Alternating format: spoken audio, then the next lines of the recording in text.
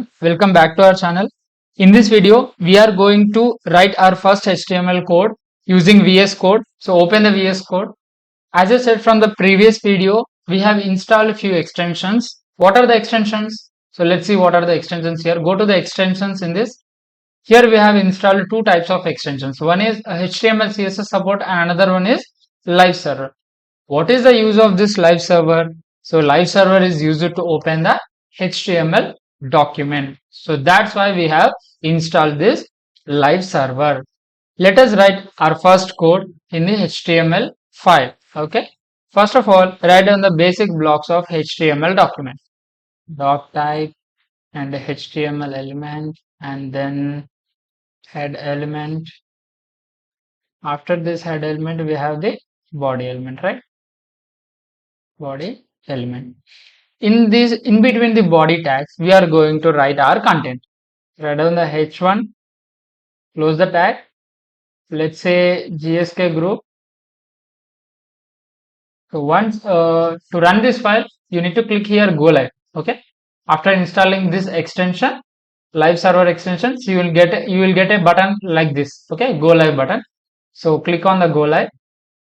You will get the output on Chrome. You can put as your wish. Okay. Now I want to add another heading tag. Okay. I want to add another heading tag. Let's say h1 is heading element and the heading element.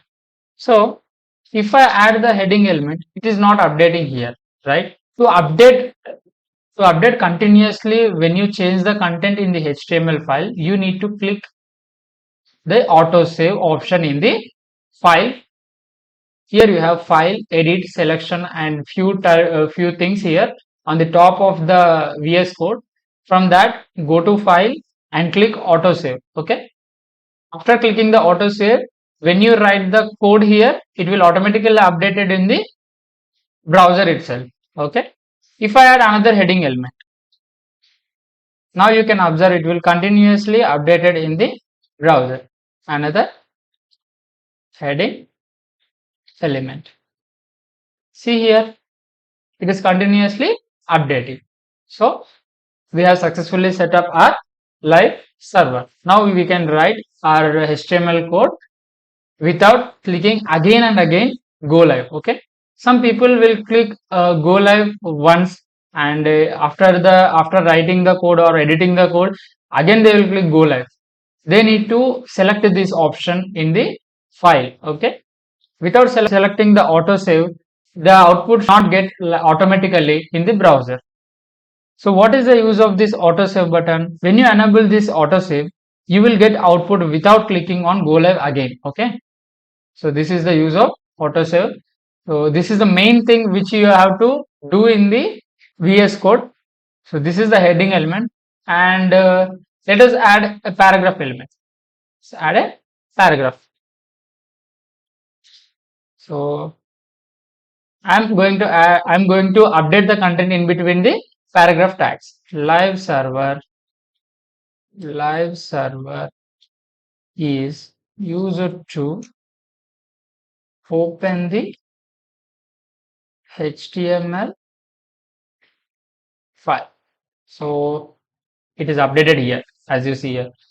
Here the heading tags are very bold and thick, whereas paragraph tags are simple in words. It doesn't have any customization or any type of styles to the paragraph element. It looks like a simple content in the website, as you see many websites in the browser, right? Yeah. And then we are going to add the button element to the whole HTML file, you can say. So let us write the button element. So write down button, close the tag, and I want to add the button. I want to rename the button element as buy now. Okay, buy now. Let's say buy now.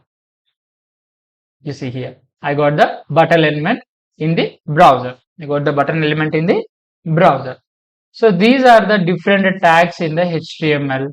You have many more tags in the heading element itself. So we can write these heading elements in the different forms of tags. So remove this one. Write down h2. Okay, h2. H5, and at last we'll write H6. Okay. At last, we are going to write H6. So what you have observed, these are the different heading tags. Okay, these are the different heading tags. So first one will look somewhat big, and from 1 to 6, the text size will be decreases. These all are heading tags. Okay, so this is about the heading, paragraph, and the button elements. Let us discuss few more elements in the next video. Thank you.